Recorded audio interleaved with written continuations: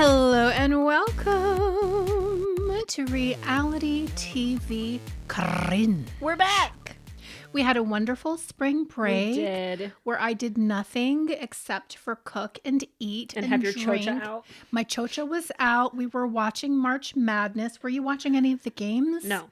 Like Iowa State, Iowa, Illinois? I may be gay, but I'm not that gay. Okay. Oh my God, I have such a good time during March Madness. Oh my gosh. We're here to recap Welcome to Plathville, honey, because season 8 has returned and we couldn't be more excited. I'm so happy about than it. we are. But before we get into it, we do have to issue you a disclaimer. Please hide your wife and hide your kids. For real. This is an irreverent podcast. We have hot takes that are often stupid. Yeah. We pepper our commentary with thoughtful vulgarity. And so if you're one of them sensitive people, This ain't for you, honey boo boo. you might want to find yourself another dumpster. Bye. But if you're ready to have a family meeting with the Hitler Youth and their parents, welcome to this dumpster.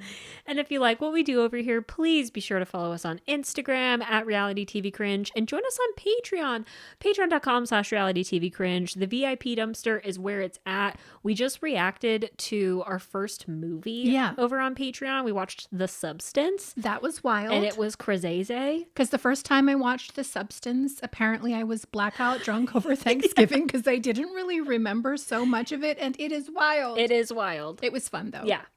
So if you are watching also on YouTube, have we hit 6,000 yet? No. Not even over spring break? I think we're at 5.94. I can't take it. I cannot take it. It's the algorithm. Anyway, if you're watching on YouTube, please, please, please do not forget to like and comment and share and subscribe and also hype your girls up. It's free. A party in the dumpster and we need you to hype us.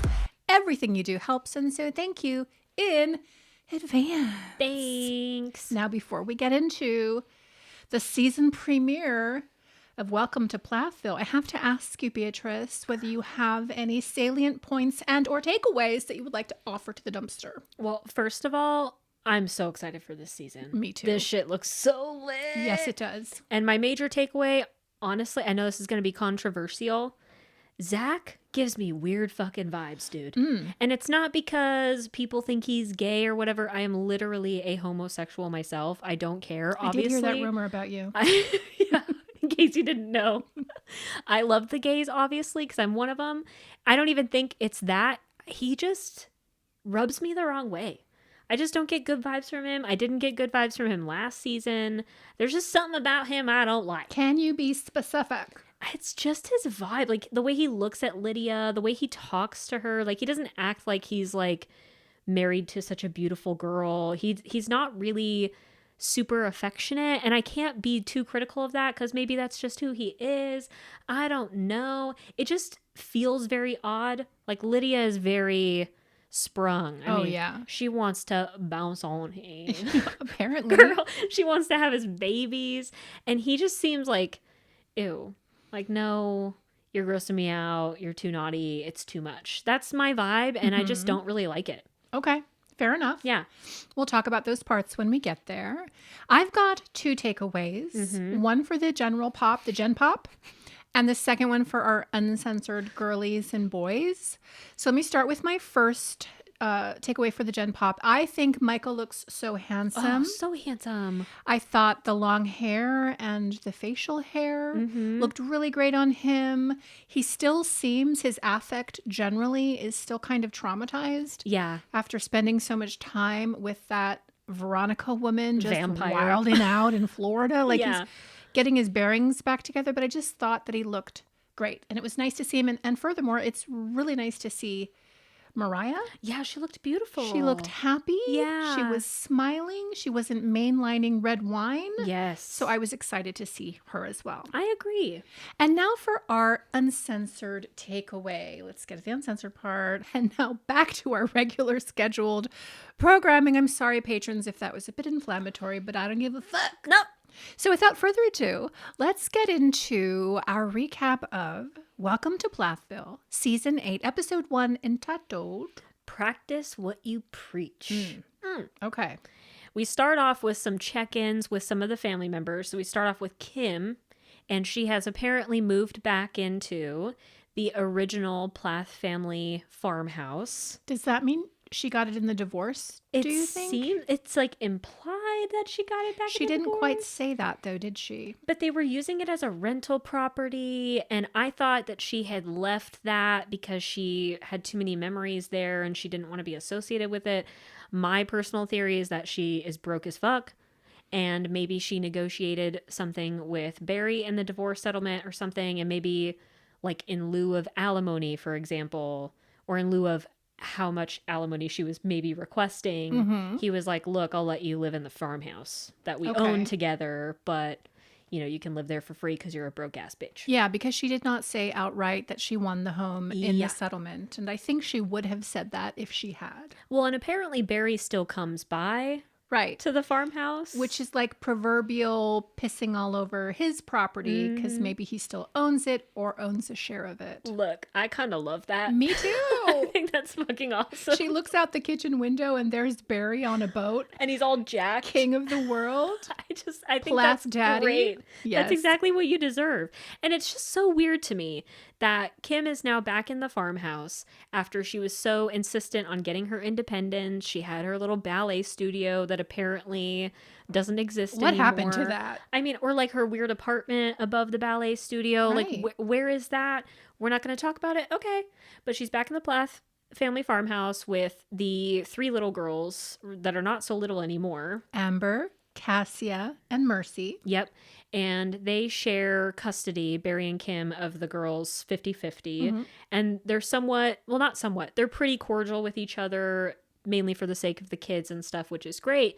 But the other juicy tidbit is that Kim's boyfriend, Ken, is now living with her The in the one-eyed farmhouse. racist from Facebook. I'm sorry, I'm going to call it out every single time. He's got 2 eyes, but one of them don't seem to work or whatever. And I don't know if he can actually see Kim right in front of him. It's hard to miss. But yeah, so he's moved into Barry's former home. I just think like the audacity. Yes. That's really crazy to me. Like you go and have an affair allegedly with this man. I believe it. But I believe it too. Like you go and have an affair, you break up your entire family, you get a DUI, you become a big old drunk. Emphasis on big. Stop it. Stop it. And then you move back into the Plath family home. Like that's crazy to me. And you bring your paramour. And you bring him. The guy you cheated with. And it's like, he's not really a prize. I'm just like, that's what you left Barry for? Why doesn't he have a home anymore? Right. Is he trying to be a star like Zach? I thought he had a home in Florida that she was living in. Yeah, but he sold it, remember? That's He sold it for weird. like $600,000 or $700,000. And we were wondering at the time last season, like, okay, where did you go? Do you have a job? Are you gainfully employed? But it looks like he just wants to attach himself to the Plath family, and now he's living at the farm with everybody else. I mean, yeah. Cats and dogs and Ken. It seems like he got it made. He's like, cool, I'll be a barnacle on your ship, Kim, and we'll just live here rent-free and get drunk, I guess. I'm just like, wow, okay. With your jukebox. Oh my God. And your weird old man memorabilia. So he brought all his decorations. bullshit into the farmhouse where he's living with young teenage girls. That's weird, And man. he's making those girls listen to 80s rock on his jukebox. And I'm just cringing so hard. So bad. I just don't like it at all. And I really hope we get to hear from some of the younger girls about what they think about that situation and how they feel about Ken. It would be nice to get their perspective because if I was living in that house, I probably would hate my life. Just saying.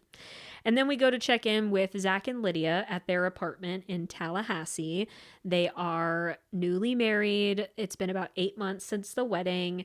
And obviously, the wedding last season was full of drama and tension. And Lydia and Zach are still reeling from that. Obviously, they're still, I don't want to say traumatized, but they are pretty traumatized. Well, but the thing is, I don't think they were aware when it was happening. Right. I mean, maybe they were aware that there was a fight between Micah and Isaac, although I actually think that they had left for their honeymoon by then. Sorry, guys, I'm losing my voice if I sound weird. But I don't think they knew how Ethan was acting, for example. Yeah, or like Kim. doing his rage push-ups and throwing tables, or Kim, or all of the things that were actually said. And so it's as they're watching it back and they're looking at last season that they realize, oh shit, these people were talking hella crazy about us. Yeah. And they got in their feelings, and I would too. Of course. I mean, it was really terrible, and we talked about that extensively last season. Like, it was not fair, especially to Lydia, who was so excited to get married to Zach for some reason, and she was just really looking forward to, like, moving on with her life, and it was obviously not the best time. And so they're planning to talk to the family later in the episode about it, but when we're at their apartment, we're checking in with them about their relationship. They are like happy. They're in their honeymoon phase. Apparently they said it's super easy to like live with each other. They have no issues. But then we start talking about like starting a family, and Lydia in particular is so ready to be a mother. Like, she wants to be a mother yesterday. And Zach's like, no, let's wait a year, which I mean is fine. That's reasonable. But Lydia is like, okay, we have 4 months to go now. And I'm just kind of getting the vibe a little bit that I'm like, are y'all waiting to fuck for a year? Like, are you guys not intimate? Because then we have a conversation about like their intimacy kind of. And Zach alludes to the fact that Lydia is a bit naughty after 10 p.m. And I just got the vibe that he has the ick, but that's just me.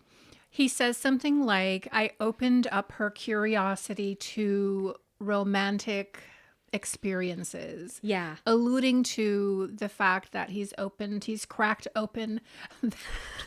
That pussy. He's cracked open that pussy. Got up all in it. And Lydia loves the dick. I guess. And see, she's insatiable. She wants it all the time. And the producer is like, Lydia, I think Zach's calling you naughty. And she's like, yes. So clearly they're fucking. She seems to love it. But I would concur. When you look at his face and also his body language. Yeah. Like when they're sitting next to each other, like he's always kind of pulling away a little bit. Either Lydia is being too much or too needy, or he's just not that into her. And that's kind of the vibe that I'm getting. And like, I can't tell what it is, like if he's just not into her or if she's just being a lot. She does kind of seem like all over him. And they do talk about how Zach is no longer wearing glasses. He's wearing contacts because Lydia's just making out with him all the time and it smudges his glasses or something. And he just doesn't seem like excited super about happy it, or excited or thrilled about it. You think he would be. And I'm just like looking at them and I'm like, Lydia is so beautiful. I can't take it. She is so beautiful. Is so quintessentially beautiful. The jewels of her eyes. She doesn't wear a ton of makeup. She dresses really cute. Yes. Her body is banging. Yep. Here's the thing. If you guys had waited to get married, you could have learned more about each other. Maybe Lydia could have chilled out a little bit. Maybe she could have seen you, Zach, for where you were at truly, but like you didn't. You rushed into the wedding and now here we are 8 months later and she seems happy, but I do question Zach and how he's feeling. And that's what has me worried a bit. Like, I want Lydia to be happy, and if she is in love with Zach, then that's awesome and I fully support it and everything, but it just seems weird. Their vibe seems weird. They don't give off the energy that they're newlyweds, really. Like, when I was newly married, I mean, yeah. It was fire. For those of you new to the pod, this is my daughter-in-law. She's married to my daughter. Yeah. But it's just like, it just doesn't give me that vibe. And I just worry a bit. And I'm not going to make any insinuations about his sexuality or anything like that because the Plath boys are already doing. Mentioned it. Well, but I mean, everyone's talking about it online too. Like, I guess so. I do think that's inappropriate. I just think he's a little nerdy. He's a little quirky. Let's hope. He's different. It looks like he was raised, like coddled maybe a little bit, probably homeschooled. Doesn't have a lot of worldly experience. I guess. Maybe he can gain that experience. My primary question, besides whether he really likes her, is does he work? Yeah, like what is he doing? Because the last I heard, he was some sort of an ambiguous tennis instructor wannabe. Right. And so he moved to Cairo or Tallahassee for all of the opportunities for tennis instructors or whatever. Yeah. So I don't really know if he's gainfully employed. Is he just moving to Georgia because he wants to be on the show? And that is the question you have to ask yourself, Lydia. Yeah. Is this a clout chasing motherfucker, or does this man love you? Exactly. And she's so naive that she's just going to go along with it. And she is so like indoctrinated in this structure and this religion as well, to be like, I'm going to respect my husband no matter what. And I'm going to follow him, and I'm going to submit, and I'm going to be this like traditional wife. And I just worry about her. She's like, I love to clean for my husband. And that's great. And I love to cook for my husband. But I'm like, what does he do though? But you're 21 years old. Yeah. Please talk to me when you're 35, much less 45. For real. And you've been with this weird gentleman for all of these years. And if you still love to cook for him. But like, God bless. I hope they're happy. Me too. And I guess we'll see how the season goes with them. Maybe I will warm up to him, but right now the vibe is off. Okay. For me. So noted. Then we go back to the Plath family farm and we check in with Ethan as well as the rest of the Plath kids. But we start with Ethan. That should have been my takeaway. What? There is no character arc for Ethan Plath. No. It's not like he starts somewhere and then works on himself and becomes a better man, much less person. He's the same disgruntled, bitter, rage-filled, undereducated, emotionally stunted asshole that he's always been. Actually, in season 1, when he was learning how to order a Pepsi or a Coke at the restaurant, and he was smiling all the time because he was getting the cookie from Olivia, he seemed like a happy person then, and maybe even season 2. But the Ethan that we're seeing in season 8 is so unlikable. I can barely stand him on my television. He's just so negative. Like he's just got like a dark cloud over him all the fucking time, and he's got this grimace on him. And like even in the earlier seasons, he was portraying himself a lot nicer. Like he was doing things for Olivia, and I know that's up for debate with some of the Olivia stans and stuff, but like he was trying to nurture their relationship. But now it's like we're talking about him and Tegan, who he was dating last season. They apparently broke up. And the way that he recounts it, I will give him credit. He takes ownership a little bit for the fact that it was kind of his fault because they couldn't make the long distance work. And he kept telling her, oh, I'm going to move to Wisconsin. I'm going to move to Wisconsin. But he never did that. And you can only tell somebody that you're going to do something over and over again until they realize it's never going to really happen. Doesn't that mean, though, that he was lying to her? And doesn't it feel like Ethan was purposefully lying to her and stringing her along and doing what the fuck he wanted to do, even though this young mom, she's got a child, let's remember. She's a divorcee. Yeah. And she's in Wisconsin waiting for him to move there. And he never truly intended to do so. I think he was just placating her because he was in love with her. But that doesn't mean that's a good thing. If you're in love with her, right, you would move there. Exactly. You would want to be there. You would want to become a step parent. You would want to do all the things that come part and parcel with a commitment. But he never did those things. And so the question for me, Beatrice, is like, is it because he's still a little bit in love with Olivia? And then we get to Olivia and the games that she is playing.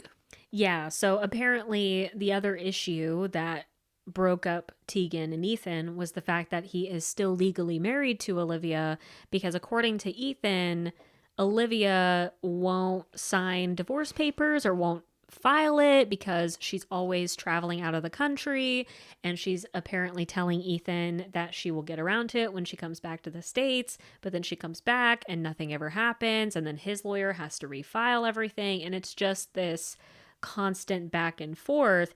And if we are to believe Ethan, that's kind of juicy. I love it. I love it too. I'm no stan of Olivia, but after last season, when he made her wait for 2 hours to have their final conversation and then just bounced as soon as it wasn't going his way, for her to turn around and say, okay, well, I'm not going to sign any of these papers. I don't need to. Why don't you make me? And he could, because you can force a divorce if somebody's not participating. They can't make you or require you to stay married. So Ethan, just have your attorney do the things that he or she needs to do in order to effect this divorce. But that costs money. Yeah. And that takes time and energy, and you don't want to do it, and she's going to make you do it. And I just kind of love it. I'm sorry. I love it. It's like so annoying to me though, because it's so petty on both sides, because you also have Olivia saying shit like, Ethan was abusive to her, and I completely believe it. Like, I'm not like debating that, but I'm like, if you hate him so much, then why aren't you trying to get divorced from him? That's true too. It is very petty. And I also think that it's not just about getting back at Ethan. I think there's a part of her that wants to be a topic of discussion Yeah. in season 8 because I think Olivia's a narc and she loves the limelight and she wants to be talked about. And I think the week that this premiered, within the last week or whatever, she was actually back in Cairo. Yeah. She was taking photographs for a friend of hers wedding, and I think this is a content creator, I forget who it is, but like she was back in Cairo. It felt oddly timed to me. Like she wants people to continue to talk about her. I don't think she knows what to do with herself outside of the show, Right. other than pretend she's this world traveling photographer, which I don't personally believe. I feel like she's debt financing a lot of that travel, because I'm just like, there's no way that you're like able to afford all. She's going all over around the world. Like, it's pretty crazy how much she travels. And I'm just like, why can't you guys just get divorced though? Because both of them are saying that the other is holding them back, because last season we had Olivia saying the same shit that Ethan is saying this season, saying that he's not signing the papers, he's being resistant, he's taking his sweet time and making things expire, and it's all his fault. And so I'm just like, y'all, quit this toxic he said, she said bullshit and just be done with each other. But I do think that maybe it's both of them. Maybe both of them don't want to let go fully for whatever reasons they have. I mean, Ethan says in this episode that he thinks that Olivia doesn't want to have him move on with somebody else. And so that's why. It. And I think so too.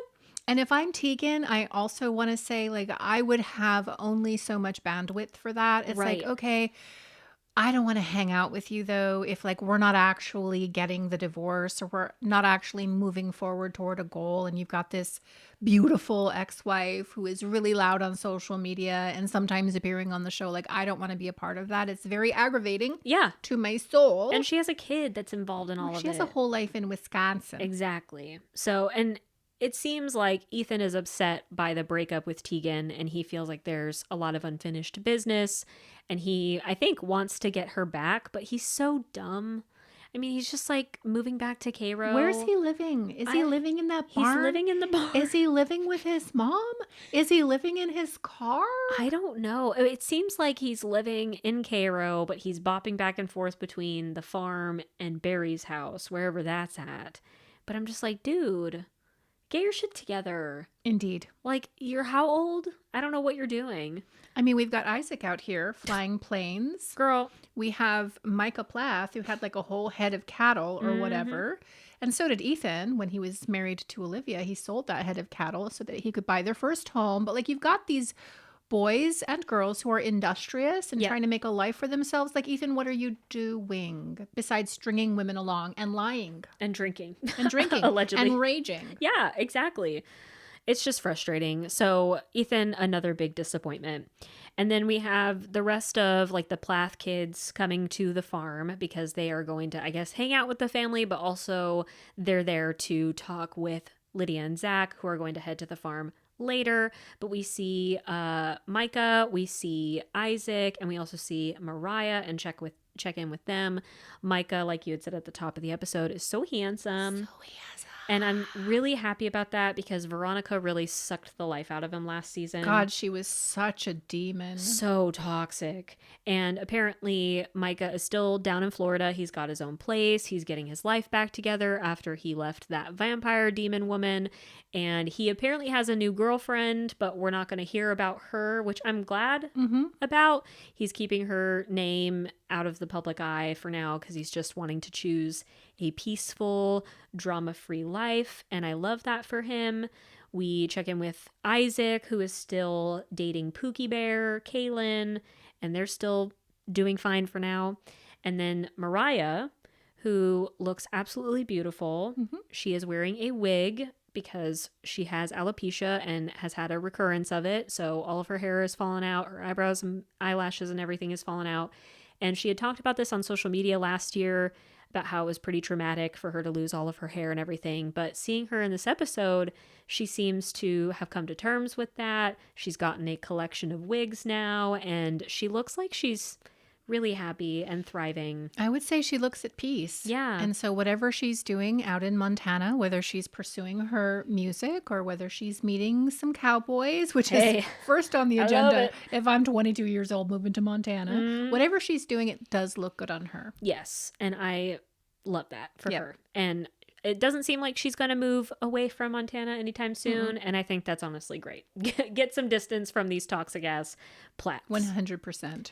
Then we go and check back in with Lydia and Zach, who are on the way to Cairo to go to the family farmhouse and have this, I don't want to say like big confrontation, but to have a bit of a confrontation with the rest of the family because there's a lot of hurts, especially with Lydia and Kim and some of the other siblings for how they behaved and what they had talked about behind their backs. So let me ask you, because we had a few segments where Kim was speaking to the camera directly about how she was feeling about this upcoming meeting and knowing that Lydia and Zach were expecting some kind of an apology.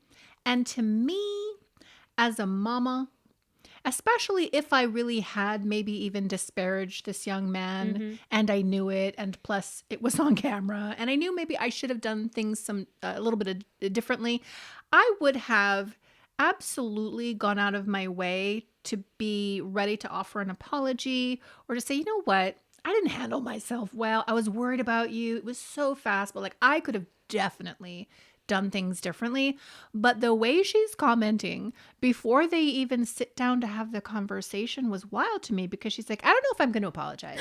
She's like, I don't know what I did wrong, really. It was just because I cared about them. It's crazy. What did you think? I did not like that at all. It actually triggered me a little bit. I'm just like, Kim, why do you gotta be narking out with your big ass? Narc's gonna narc, honey. I mean, I'm just like, what are we doing here? It does not look good. She's immediately on the defense, I think, because she has been attacked for so many seasons now by these various characters on the show, whether it was Olivia or Veronica, and now it's Lydia and her new man. And like, I understand when the family was first introduced to Zach, it was fast, it was rushed. They did not have enough time to get to know him.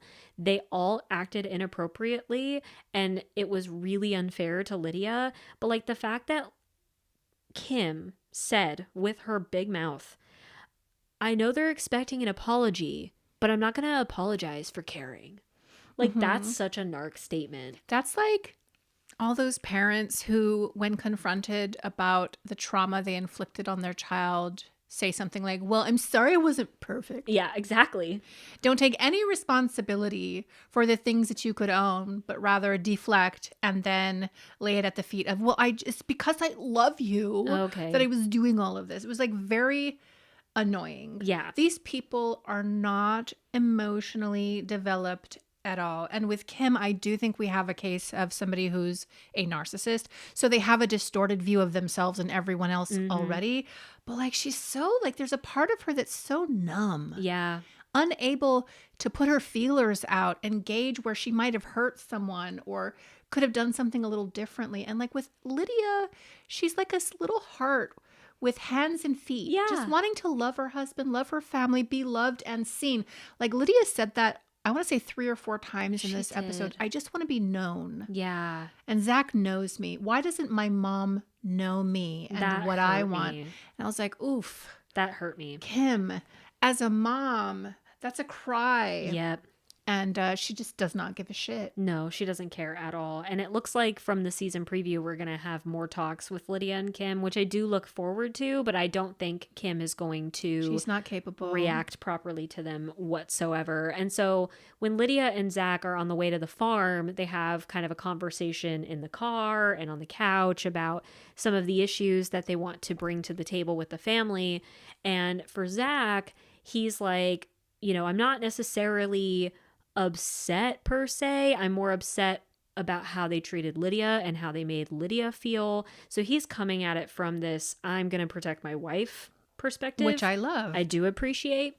And Lydia is coming from it from a mature standpoint as well, because she says, you know, it took her several months to really collect her thoughts about this, collect her feelings about it, because she didn't want to have a discussion with them right after the wedding when it was so emotionally charged. And so she's really thought about it. She really wants to talk to them about it out of a place of love and like trying to understand them, but also standing firm in her marriage and saying like, look, I get that y'all don't maybe like him or you're worried that it was super, super fast, but I got married to him. I'm banging him. Deal with it. This is my husband. Yeah. So I have a question for you. Where's the disconnect, do you think, between the elder boys, for example, Ethan, Micah, and even Isaac, and the emotional intelligence of the girls, including Mariah? Now, she's made a lot of mistakes, but she's out here expressing herself. She is trying to love her mom and her family and be a good daughter. And then you have Lydia, very dutiful, but here in this talk with her family, like approaching it very maturely, like apologizing first for anything I might have done. Like, I'm really sorry. I know that the timeline was weird, but like there's just this compensation that the girls do emotionally, whereas the guys are just like, I'm going to do some rage push-ups and I'm going to, beat my brother to a pulp so that he has to go to the ER. What happened between the boys and the girls, do you think? I don't know if it's like part of their religious upbringing and like maybe it's the fact that like women are always supposed to be dutiful. They're always supposed to be compromising. They're always supposed to be subservient and even emotionally speaking. I don't know if it's because of that or maybe it's their like traditional values. I guess I can speak from my own perspective as a woman. Like women are more inclined to be empathetic or like understanding or forgiving, whereas men are kind of just like... Yeah, but Ethan is so profoundly broken. Yeah, but Ethan's a special case, I think. And Micah and Isaac are also broken if they're willing to beat each other to a pulp. Plus, we have to talk about substances because I think all three of those boys are drinking. We know Mariah is as well, but I don't think Lydia really is drinking. And then there's Kim who's drinking a lot. It seems so strange to me. Yeah. Like there's one half of the family that is able to have these more sophisticated conversations or to feel and express in a more comprehensive way. And then we have this black and white bullshit from somebody like Ethan who can't see the forest for the trees. I don't know. It was just a very strange. Yeah, I do agree with you. I will say Micah, to me, seems more emotionally intelligent out of all of the other boys. I mean, I think Isaac is kind of getting there a little bit, but he's still kind of dumb. He's dumb. And Ethan is just the dumbest of them all. But I feel like Micah has more of a propensity and always has had more of a propensity to be more emotionally intelligent. But we'll see.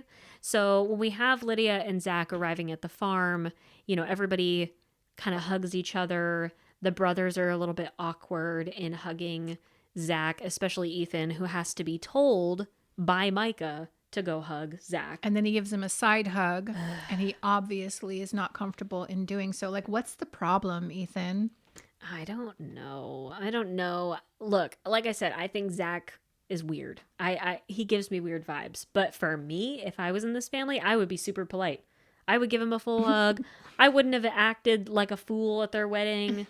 Do you know how many people in my family are weird? Yeah. I give them a bear hug. Well, yeah.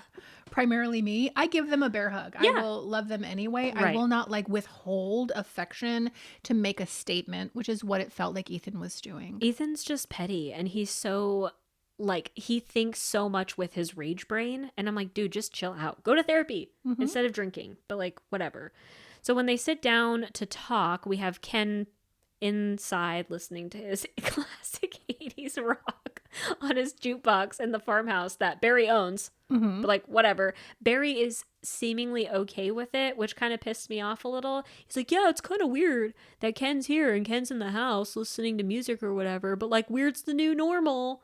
I'm like, Barry, can you not be passive? I also think that's an issue with why the boys are the way they are, because Barry is not really a strong or assertive father figure, in my opinion. I don't necessarily think he's all bad. I think he's loving and I think he's kind. And in the case of Lydia, he's been very supportive of her marriage and everything, but he's just so fucking passive. Why are you letting Kim stay in the farmhouse with her side piece that she broke up the family that your children are going to have to hang out with. Yeah. Exposing your littles to this guy. Like, that's so weird Like, to me. who is this man? His character is obviously in question because he cheated with Kim and broke up your family, but at the same time, all of those racist posts on Facebook, which I will continue to talk about. This guy lacks character, and he's in your house with your kids. Doesn't that bother you, beep boop bop? No, he does not care. Beep boop bop. Barry's just on a boat, talked about how he's king of the world. Right. I'm just like, okay, dude, I can't. So when they all sit down to talk, Lydia's the first one to bring anything up, and she's obviously like on the verge of tears and then ultimately ends up crying in the middle of the conversation. But she is so gracious to her family, and she does apologize first off for anything that she had done, and she apologizes for how quick their engagement and their wedding was, and that they didn't really get a chance to get to know Zach, but she really hopes that they make the effort now and in the future to get to know him and love him, because she's married to him. She's probably going to have his big head babies. So like, get used to it. And then we have, actually, I think it's Micah who's the first one to speak up. And I thought he handled it pretty well. He did take ownership for the fact that he didn't handle anything well. He acted a fucking fool. He apologized for all of the drama, and he does acknowledge that he was going through a lot of shit at the time with vampire Veronica, and that's not an excuse, but he does apologize. Well, the way you're framing it is way more emotionally intelligent than what Micah actually said. We're compensating for Micah because he does not know how to communicate. None of them truly do, except for Lydia, apparently. But he starts by saying, like, yeah, you know, I shouldn't have done that, and I'm sorry about that. But at the same time, like, it was so fast, though. We were just really concerned.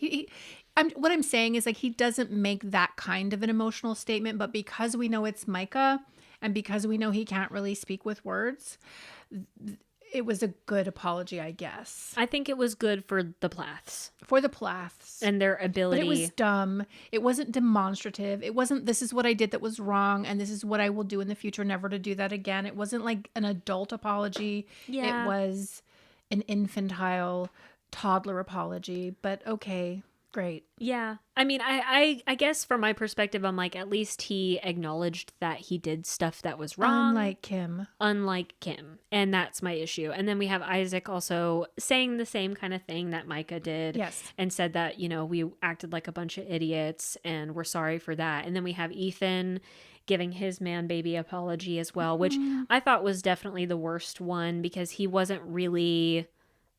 I don't think he was coming from an authentic place. I think he was just saying words, and he just said, you know, well, I'm sorry if I did anything to hurt you, which I know that I did, so I'm sorry for that.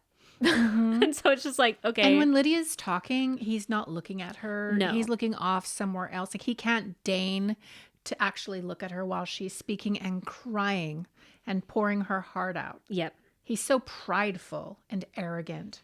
Yeah, and I don't think he knows how to handle emotion. Go to therapy. No, for real. Like the rest of us. Yep. I came up in a straight up abusive home. Yeah. My father was a fucking monster, and my mom was a doormat. And that was what was modeled to me as a child. And I didn't know how to be in adult relationships. Guess what? We get older. We become adults. We go to therapy. We read books. We try to be better people. We don't get stuck in this terrible place in a personality disorder and then visit that shit on everybody else. Grow up, Ethan. True. You fucking baby. But at the same time, like, it took you a long time to get to that point too. So I feel like it will take him time. I'm trying to have hope for it, because I don't want to think that he'll just be a Cro-Magnon piece of shit for the rest of his life. People live and die their whole lives. Yeah. Cro-Magnons. He is only not giving a shit. I just don't see anything in him, though. Not even a spark of life that would indicate to me that he wants to change or be a better person for himself, for Tegan, for anybody. Yeah. Like, Lydia is the epitome, the quintessence of wholesome and innocent and good. Yeah. And in the face of her pouring out her heart to her brothers and her family, he's got nothing for her. there is something profoundly wrong with that guy. Yeah, he just is very resentful, it feels like. So he's just brewing and stewing it deep down in himself. And so he's like saying he's sorry, but he's not really sorry. He's just going to be bitter about it the whole time. And we'll see some of that bitterness come out in the season preview against Zach as well. And so it's just like, God, Ethan, can you just not react from your anger? Can you learn to deal with that? Is that possible? No. You know what I thought, if I may? I thought, here's a guy, Ethan Plath, who was in a relationship with Olivia. And it felt to me like he was probably made to have to apologize for so much in that relationship. And in my opinion, Olivia was constantly moving the goalposts, and she would say, I need you to do this in order for me to be happy. He would do that, and then she would change it to something else. He was constantly shifting and adjusting for this woman, plus apologizing, so that now when he actually really does owe somebody a literal apology for his very bad behavior, he's so begrudging with it. Yeah. Because it reminds him, and there's echoes of all the shit that he went through with Olivia, so he doesn't want to give it. I agree with you. Which again is a sign of an immature, unwilling to grow asshole. Totally. It's toxic. It's not healthy behavior. And like, we all can have the capability of being that way, but it's in the recognition of that is a marker of maturity. And I do agree with you. I don't think he recognizes that within himself. He's just content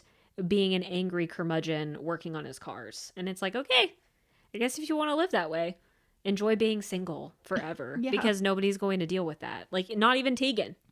You know, like you had Tegan, who was a bombshell, who was totally in love with you last season, and you couldn't even make that work. No. You couldn't even make that work. You're so stupid. And so, yeah, Lydia cries and breaks down. She does accept the boys' apologies, and she does acknowledge that they're coming from like a place of loving her and everything. She is just such a forgiving person, and that can be a double-edged sword. The way I would have brought brass knuckles to that family conversation and beat my brother's ass if he didn't offer an apology to my husband for being straight up abusive and toxic to him. I would have been so different than Lydia. Yeah.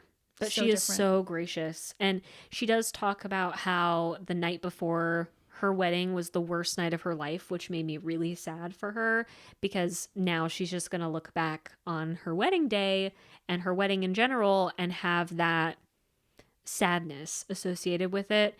And I don't love that for her.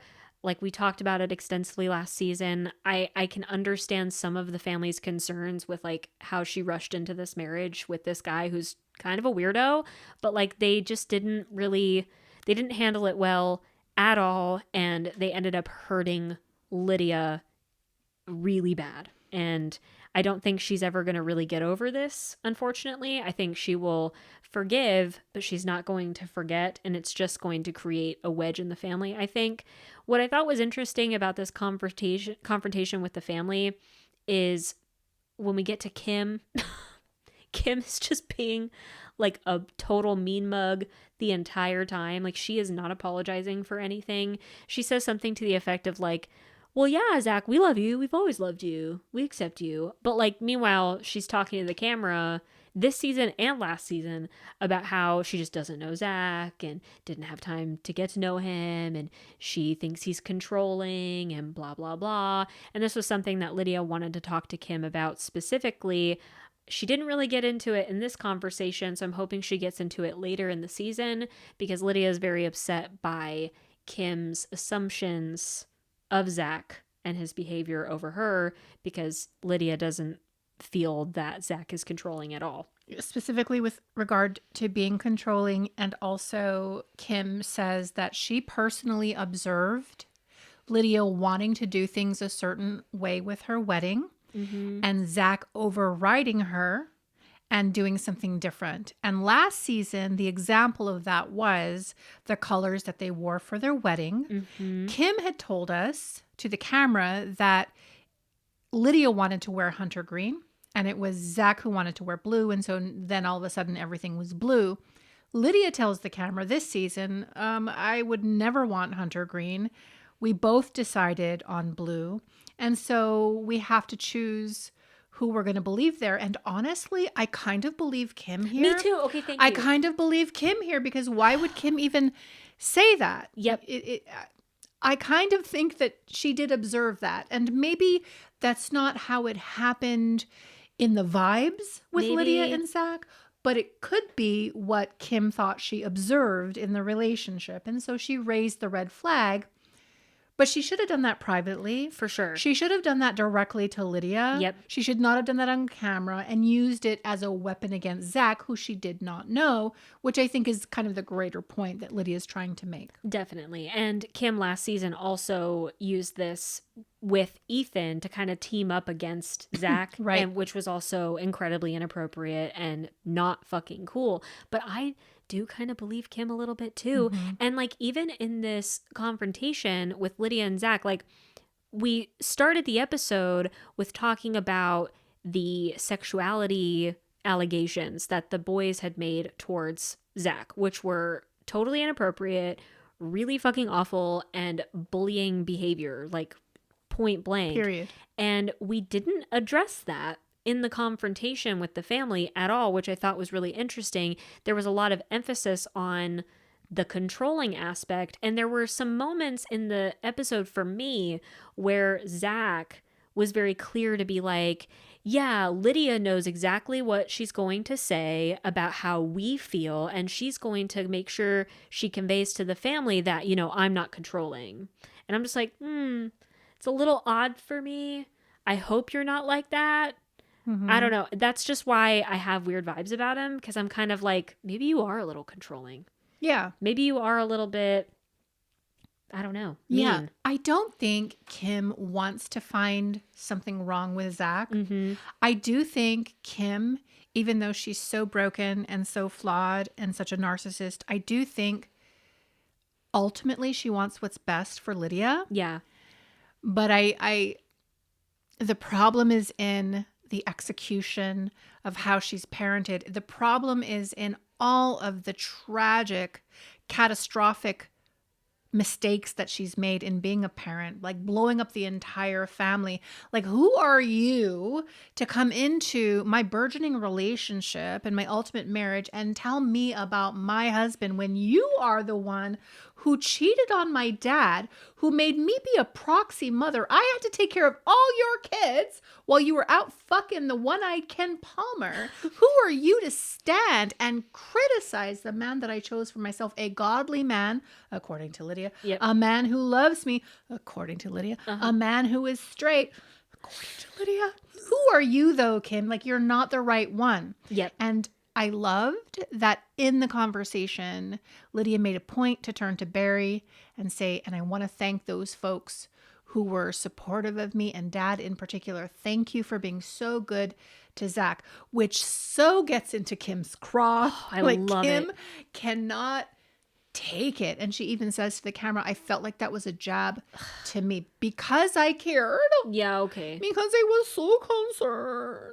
She's taking it out on me because Barry just wants to be the parent that gets by and that pleases everybody. So she can't like look at herself. Yep.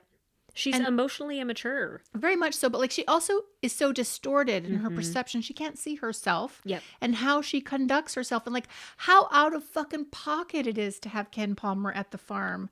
How out of pocket it is to talk about one of your children's partners when you've blown up the entire life of your family. She doesn't see herself accurately in this way. Yes. All she can do is deflect, defend, and blame. 100%. And I think you had talked about this last season, so I'll just reiterate it again. Like, Kim raised the kids to be this way. Yes. She raised Lydia to Preach. be this way. She raised her to follow in her footsteps, which is, you know, be a good Christian girl, get married to the first guy you see, submit and get married right away, and then pump out a bunch of babies. Like, this is the example that you set out for your kids. And while some of them are not following in that example because you blew everything up.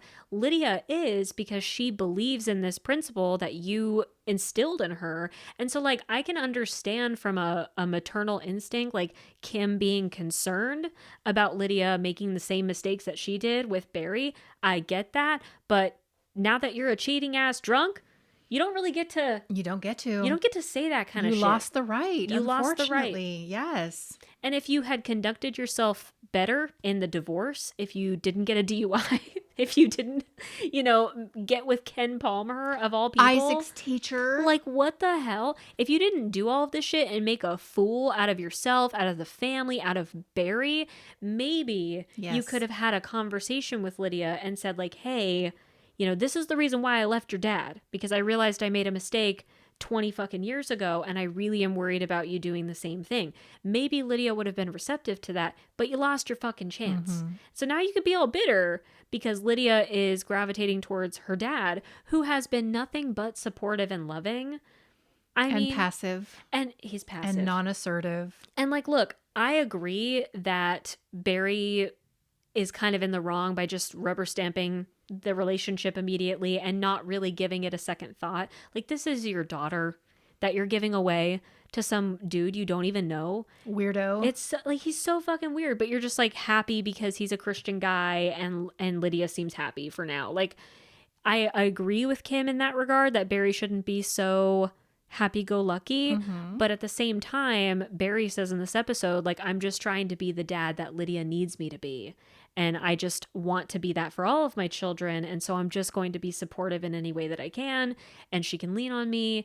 And I just want to show up for her in that loving way. And I do respect that. I do respect it. I mean, it's not necessarily the role of a strong father. Not really, but... But Barry, I don't think was ever a strong father. I think he was a provider. I think he went to work at the transportation company or whatever. In Tallahassee. Whatever he did, he went to work. He provided all of the things that they had. And they had a farm and they had a wholesome upbringing and all of the things. But he was not present. He did not know his children, not really. And so now he's trying to show up in a way that he thinks models what good fatherhood looks like, but he doesn't actually know what that is. And of course the kids are going to gravitate towards that because their mom is such a fucking mess. So of course they're going to go to the parent that is like, projecting this air of stability and also love. Approving every choice that you make at 21 years old to marry some unemployed tennis instructor with no lips. Exactly. Exactly. Come on. I mean, if you had to choose between these two parents, like, yeah, I'd probably pick Beep Boop Bop Berry too. Like, my dad was an absolute monster, as I said, and he had so many problems. But like, when he met my first husband, he took his shoes and he threw them into the street and he said, get the fuck out of my dad also knew how to be strong in certain ways. And Barry's got none of that, irrespective of his muscles, irrespective of his new body. He doesn't know how to be that strong father who can actually say to Lydia, but Lydia, are you sure? Here's what I actually see as an old dude, as an old head that you should think about. Like, he didn't do that for her. And Kim didn't know how to do that to her. And then we've got Ethan who's trying to do that for her, but he's a fucking mess. And I think that's the problem, like, because they don't really have a strong, like, authoritative father figure in the house. Like, you have these boys that are trying to compensate in this way, but like, you don't get to do that as an older brother. Like, you're just a brother. You're not the patriarch, unfortunately. Like, Barry is still the head or the leader of the household, but he doesn't really act like one. No, not at all. He's just kind of like a background character. And I do think Ethan is trying to step into the figure of that. He totally is. He talked about it last season. He's like, I'm going to ask the hard questions because I know my dad's not. Right. So, and that's unfortunate that it has to come from fucking Ethan. Yeah. Who's such a Cro-Magnon stupid asshole. Yes. Like, toxic. Potentially physically abusive. Yeah. Certainly emotionally and verbally abusive. Right. We don't need Ethan being the arbiter of what's good and right in a family or a marriage. Goddamn. Seriously. So we end the episode with this conversation where Zach feels like they haven't fully resolved everything. He's still worried about Lydia and her feelings. And Kim. And Barry even talked about that too, that there is still a lot of healing that needs to be done between Lydia and Kim specifically. Thank you. Because there was a ton of hurt and a ton of pain on Lydia's part from the divorce. Yes. Obviously. Like, I would be so fucking mad at my mom. Oh my God, I would be filled with incandescent fury for my mother if she had parentified me to the extent, after telling me the way that I should live religiously, spiritually, morally, and then abandoning that entire structure, going off to sleep with the one-eyed Ken Palmer. Now I've got to take care of your kids and your man. I got to cook for everybody, clean up your house. Yep. Oh my God, I would be so angry. I'm honestly surprised not one of these kids hasn't like screamed at Kim for this, because if it were me, I'd be fighting. Yeah. I'd be tussling. I'd be so fucking mad. I would be going no contact, because Kim is just really such a fucking mess. Well, and in the preview, and obviously we'll get there, we have Isaac saying, but like, you know, mom has been accused of so many things, and I actually think she was right all along. That like, pissed me Isaac, off. Are you kidding me? That pissed me off, because you know what that is? That's Kim going to the boys and going to the rest of the kids and airing out all of her bullshit and visiting upon them all of her feelings about everything and be like, no, this is the truth. And I was the victim, and they came after me. They accused me of all these things, credit card, all this stuff Olivia said. Yes, and Isaac's buying the bullshit. And then you've got the three littles, starting with Amber. Yep. I'm like, girls, don't buy into this. And they already are kind of... What else can they do? Yeah. Where else can they go? Barry's not present. He's in the fourth or the fifth dimension. I know. He is not on the planet with us, dude. He's a literal robot. And that's the thing. Like, Kim is really playing into the divorced mom handbook, where she is like, totally, in my opinion, talking shit to all of the kids about Barry, about all of the exes, probably, most definitely Olivia, probably Veronica. God, yeah. Like, she's talking shit about everything that everyone has done to her, so that way she can get sympathy points from the rest of the kids, and so that way she can get all of this love and adoration. Like, she's totally playing into that, and Barry is just so fucking oblivious and passive, and it just drives me nuts. I'm like, can you just... Isn't this great? It's so good. It's so good. It's so This is good. the best fucking show. Tell me I'm wrong. Love it. I love it so fucking So much. good. So we get to the season preview, and it looks fucking lit. So we have them going to look for Bigfoot, which is ridiculous. But I go to sleep every night listening to Sasquatch Chronicles. You're ridiculous. I believe in Bigfoot and the Dog Man. For sure. Anyway. But they're going to go look for Bigfoot, and they have singing bowls, which I think is funny. I have all of them. I know. I know you do. I'm sure I told the story before. And then we have Barry going on a date with a hot, skinny woman. I don't know if she's hot because we don't see her face, No, but like, she is skinny, so that's different. Yeah. Sorry. And we have some women from town saying that Barry has a nickname, and he's called the Plath Daddy, which I absolutely love, because you know Kim is gonna be watching this shit She's drunk so as mad. fuck, So mad with her big old bowling ball body, Yeah. and being so upset. I just love it so much. And then we have Ethan going up to Wisconsin. He's going to surprise Tegan, I guess, or Is like he a ambush stalker her. now? I don't know. Are we stalking people now? He's trying to act like those guys from the romance books and being like, but I love you. I drove all the way up here in my weird ass car. My old man car. To tell you, I feel like we have some unfinished business. But so I'm still not willing to do anything to work for you. I feel like Tegan's going to be like, get the fuck out of here. We'll see. Then we have Kim, who is jazzercising, and She's got a kettlebell. She's working hard. Talking about her weight gain, which has been severe. Sorry. What? It's been severe. And she wants to get back to her hot young self, I guess, because Ken is not attracted to her body yada yada right now.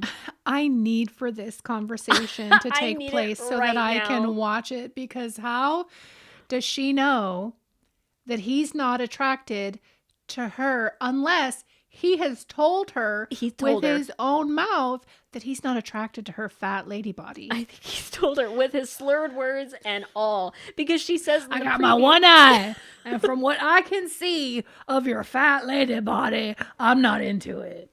God, like, actually, Also racist bullshit. Let me say some racist bullshit too.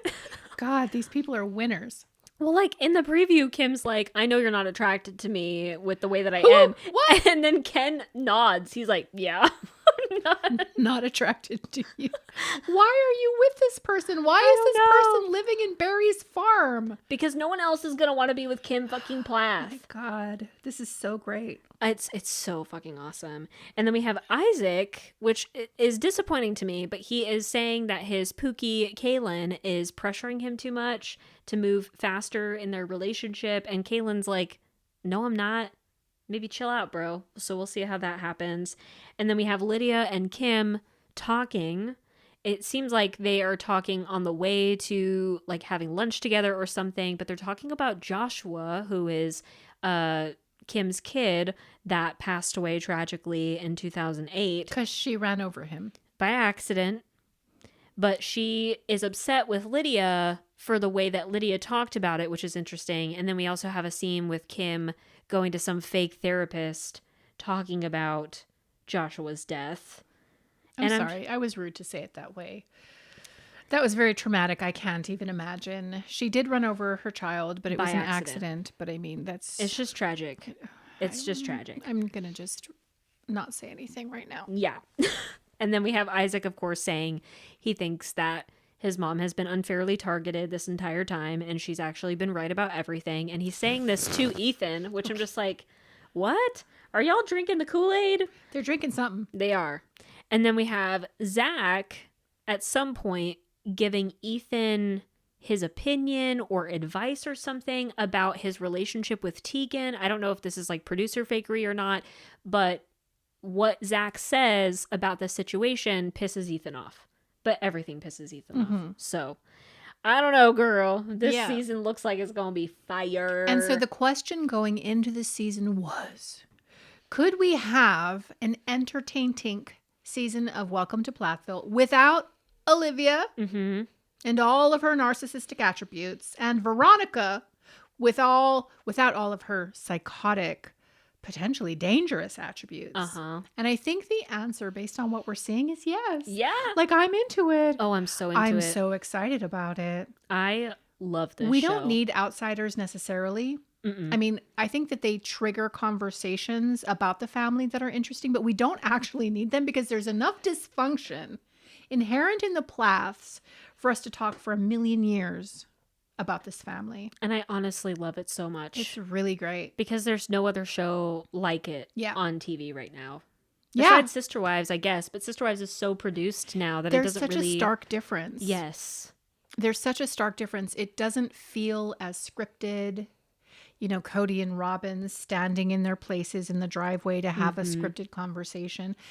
Obviously, they thought about what was going to happen in this episode. We're going to have a talk. It's going to be 80% of the episode. But it felt real. It felt like there's real injuries and wounds here that they need to get over. It felt like there was jealousy. There was passivity. There were problems. And I'm here for it. And I will say, and this will be just my final point, I won't go on too much of a tangent. I do appreciate that the Plaths have always been able to have these like group family discussions, because like on Sister Wives, for example, it's always just one-on-one, especially the last several seasons. Like we can't ever get these adults in the same fucking room. Right. But with the Plaths, consistently from season 1, they have always done this. They've always had these like group family discussions, even involving Olivia, involving Veronica, involving all these other people. And, you know, even though they are very dysfunctional, they still at least try to come at it from a semi, like, I don't want to say stable, but like semi, like... coherent. Yeah, or like, coherent standpoint where they can actually try and hear people out and try to come to a common understanding. And like sometimes it ends up in fights, or sometimes it ends up with a little bit of drama. If we're lucky. But like it's still really refreshing to see them all in one room. Even Barry and Kim. Like Barry and Kim being able to talk to each other and interact with each other for the sake of their children and not be super vitriolic. I mean, Kim is a little bit. I mean, she's throwing some digs at Barry because she's jealous that he's all fit and she's fat. But at least they can be in the same room together and talk, and it not be so horrible like in Sister Wives. I think that is such a good point, and it makes all the difference. I think so many of us who watch Sister Wives season after season, we're there because we've been there from the beginning, and or we're recapping it for a podcast or whatever. But like, I'm actually watching this because I'm invested and interested in this actual family and what they're going to do and what is coming next. And I believe it also. Me too. Like, there was a season, not last season, but the season before that, where they were doing too much manufactured bullshit, where I was like, I might have to bounce if you don't get real. It was too much Olivia and her vagina hair chest boyfriend. Yes. Yes. And like them going to like a carnival or something. It was just all bad. But then last season was fire. This season looks great. As long as they can keep it authentic. Yes. And like we're actually looking at a real family trying to work through their shit. There's going to be some production fuckery, but if for the most part what we're seeing is a real situation, I'm into it. Me too, bitch. Thank God. I love it. I'm here for it. Me too. All day long, honey. Yes. Well, is there anything else that we should say to these beautiful raccoons before we get up on out of here, bitches? Well, if you love our podcast, please go show us some love and go to your favorite podcast platform. Leave us a glowing 5-star review. Really helps us grow the pod so more people can join us in the dumpster, and we would really appreciate it. So thank you very much. We are going to be back on Tuesday for the general pod, earlier for Patreon, but on Tuesday with our next installment of Sister Wives. Yes. We are doing rewinds. We are going through the records. We are in season 8. So Tuesdays will be Sister Wives rewinds. Thursdays will be Plathville. Yes. For the foreseeable future. That is our schedule. So come back for that. And until then, please do not forget that we have nothing but love for you. And peace out. Bye. Bye, guys.